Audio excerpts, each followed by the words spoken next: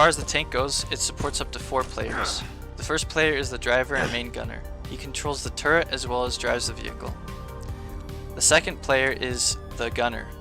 He sits on top and can use the machine gun. Third and fourth players are just passengers, although we're actually planning on changing the third player soon so that he can look out of the hatch on the tank and use his own small arms weapons. Some things we're really proud about with the tank are the physics. They're still a work in progress, but we want to really make sure the tank was realistic, just like we're putting in a lot of effort into making the small arms feel realistic. We put a lot of time into things like weapon sway for the rifles and the other guns that your player holds to make them feel like they have weight and momentum. And so I wanted to make sure we did the same for the tank. So you'll notice some details on the tank, like the treads that adjust to the ground, as well as the antennas that sway and give the feeling of momentum as the tank moves and stops. So that's it for the tank. I think you all are really going to enjoy it, and that's coming in the next update to the alpha testers. Hi, I'm Joshua Wild. I'm one of the owners of Blaze Games and also the project manager of FireFront. You probably know us from Bullet Force or Fort Assault. FireFront is our next big project we've been developing for the last 3 years, and this is our first devlog. In the background while I'm talking, you'll see some footage. Some of it's new, some of it's old, but it's all from FireFront. The 2 main points I want to get across with these devlogs are: 1, give status updates and show the community kind of the behind the curtains, behind the scene of what developing an FPS game is like, and 2, get new supporters through Patreon. So, quick intro, what is FireFront? FireFront is a free-to-play mobile FPS based around large military combat. That means lots of players over a concentrated map area. For example, our current map is a Russian factory. It's called Tungor Valley, and it's 1 kilometer long.